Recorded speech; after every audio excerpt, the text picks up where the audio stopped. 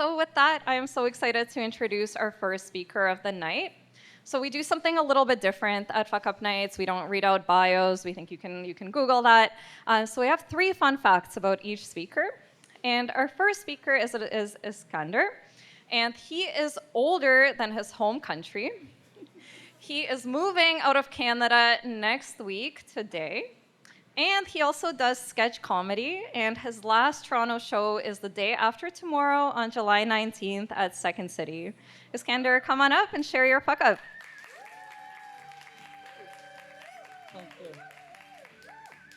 Thank you. So let me just.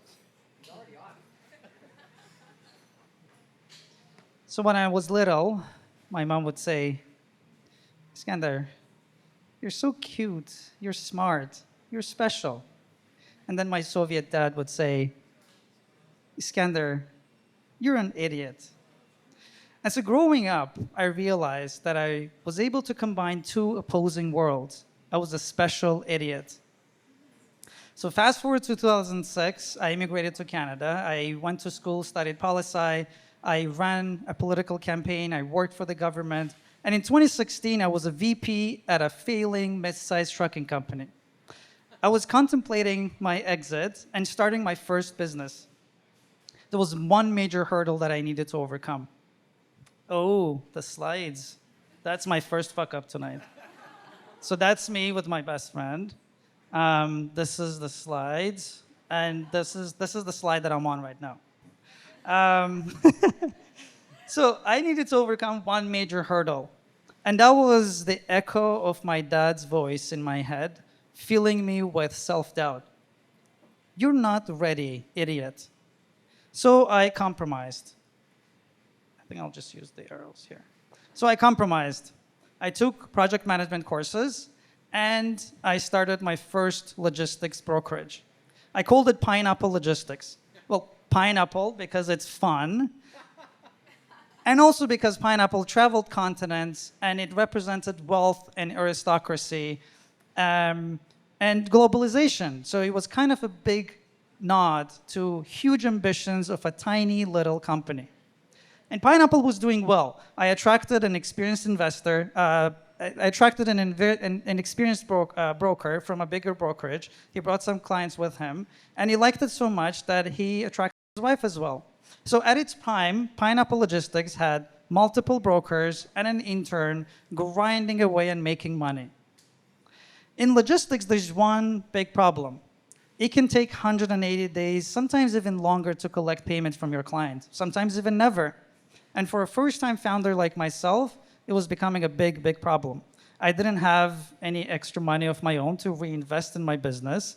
My family and friends didn't have money to invest in the business anymore. And I didn't have a lot of connections. The only one other door that I could knock on was loan sharks. And I heard a lot of interesting stories about them, so I decided not to take the risk. So after a few months, I had to go into my office and tell my employees, brokers, look into their eyes and do one of the hardest and most painful things I ever had to do in my life. I told them that despite all your success and all the money we've made together, Pineapple Logistics was no more. They were shocked, they were angry, and they were confused. And the voice in my head returned.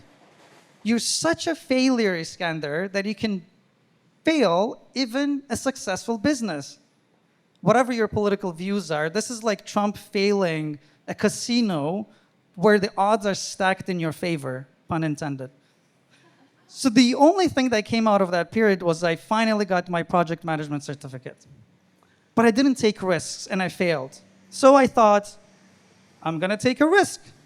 So I called these unscrupulous, high net worth individuals, and I asked for hundreds of thousands of dollars. I thought I would reinvest and redirect this money into logistics projects. I would quickly make a couple of bucks, pay off my debt with interest, and pocket some money. Everyone is happy. But just like NFTs, there's no quick or dumb money in logistics. So these projects quickly fell through, and I ended up owing hundreds of thousands of dollars to assholes. And the thing about working with assholes or borrowing money from them is not your credit score at risk, it's your kneecaps. So I remember one specific meeting. I had to meet one of them, Francois, at Starbucks in North York, and I had to tell them what had happened and that I needed some extension. I went to Starbucks, and before going to meet Francois, I went to the washroom. I looked at myself in the mirror, and I just started uncontrollably screaming and crying. Yeah, at 30 years old, I had to move back in with my parents, and I owed hundreds of thousands of dollars to assholes. The voice returned. Let's see how you dig yourself out of this hole, idiot. To give credit to Francois, he was very direct. He looked in my eyes and he said, Iskandar, if you don't pay us back, I'm gonna fuck you up. So, I was at my rock bottom, financially, psychologically, mentally, physically, you name it. I was worthless, I was broken. To get a coffee at Second Cup across from my parents' place in Richmond Hill, I had to make sure that I have enough cash. I was ashamed and I was embarrassed. I couldn't force myself to get out of my room, to get out of the house, and when I did, I couldn't look into people's eyes, into their faces. I was ashamed because I let myself down, I let my family down, and I let my friends down. So, as a special idiot, I was spiraling down the self-destruction trend. But then I had to get my shit together, rebuild myself piece by piece like a puzzle, and prove to the world that I'm not an idiot, prove to myself that I'm not an idiot, pay everyone his money back, and prove that I can be still successful in trucking. So I partnered up with someone, and we took over an existing body shop. At the time, the body shop was doing everything for everyone. So I suggested that we focus on niche services, only for trucks, only body work. They had the equipment, they had the staff, higher margins, no mechanical work, no oil change crap, everything was clean. So with fixed costs of about $24,000 a month, we turned this place around in 3 months and we made it profitable.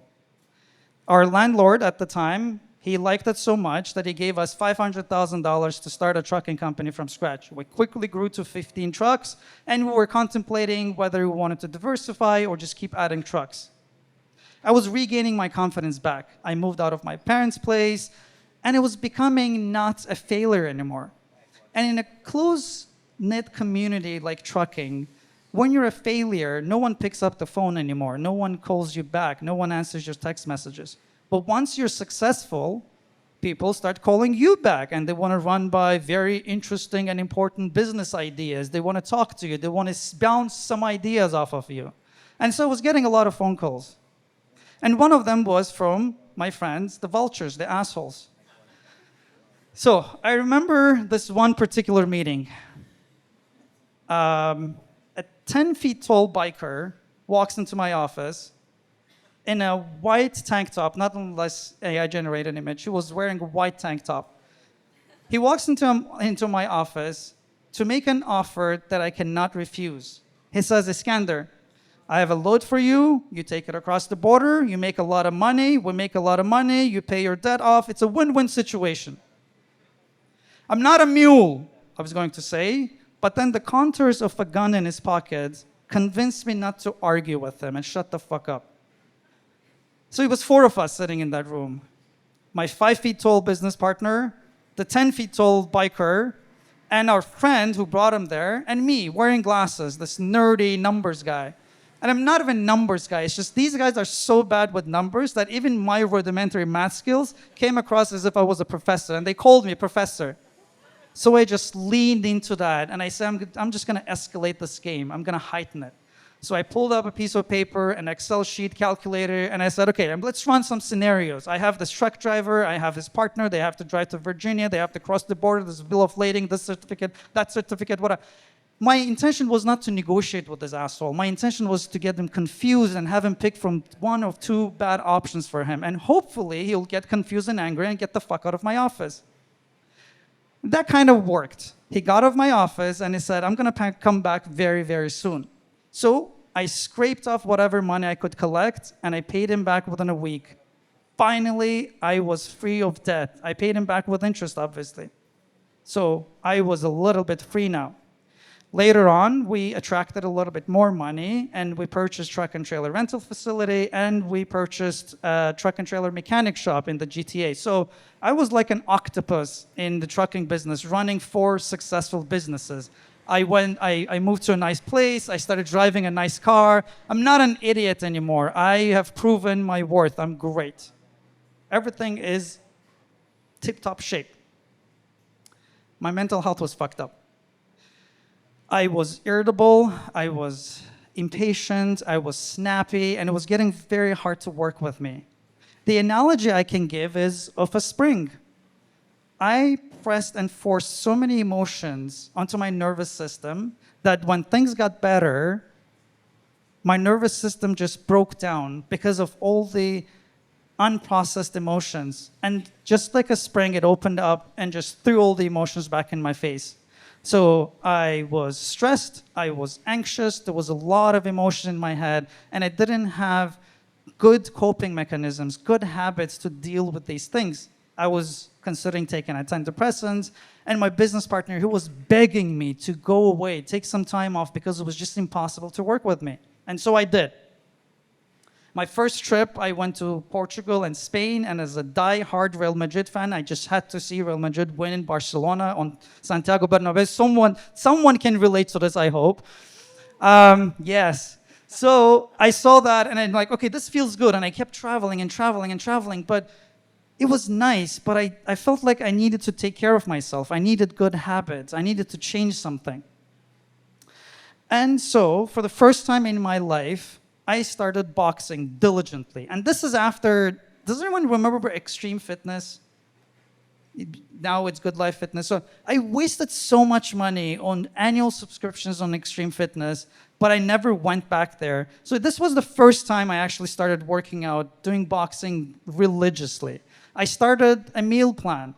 I lost 25 pounds in 2 months. I interviewed 8 therapists, and I stuck with one that I liked, and I started working with him. I started journaling every day. And so these things allowed me to get in touch with myself and understand the special side and the idiot side of myself that were there, and also tap into my creativity as well, of course. So just like when you think that everything is great, nothing can go wrong, the unspeakable happened. I went bald. Yeah, so I lost my hair, just wanted to put it out there. And then in 2020, 4 years after my big fuck up, I got admitted to executive MBA at Rotman. I got admitted to executive MBA at Rotman. I exited my businesses. I started BLD Consult. Can you guess why it's BLD? Bold, yes, yes. Free consultation for you. Free consultation for you. Yeah, so, and then I came across stand-up comedy, script writing, and so that was my way of meditating, being present and listening and having fun in my life, not taking myself too seriously. I also met Sarah. Yeah. And that convinced me that if I am a special idiot, I might be a very, very, very special one. On February 1st of this year, we got married, so genius. Yeah. And so what's happening right now is I'm wrapping up my 1-year conservatory program at Second City, which I had to audition for 4 fucking times. And it's wrapping up this Friday at 9:30 p.m. Like Marsha mentioned, sorry for the shameless plug-in. So there's maybe a bunch of tickets left. If you can come, it's only $10, less expensive than this one. So come check it out. It's funny. I am moving to Miami with my beautiful wife, Sarah, and our 13-year-old son a week from now exactly on July 24th, which is fucking insane. And I'm taking my BLD with me. I'm expanding to Miami. We're going to be doing some projects, working with the government, the startups, and incubators, accelerators, and all these nice startup-y words. So in conclusion, here's what I'm going to say. I usually just share my stories, and I want people to draw their own conclusions. The more I learn about my life and myself and life in general, I understand there's not much to to get advice on. But sticking true to the structure and Marsha's request, I'm going to say this. There's one thing that I learned from this, the biggest one. It's to know your idiot and cultivate your special. For it is your special that will recognize the destructive and creative, unpredictable, and stubbornly optimistic idiot in all its grace and all its glory. So, from one special idiot to the others, thank you very much for your time.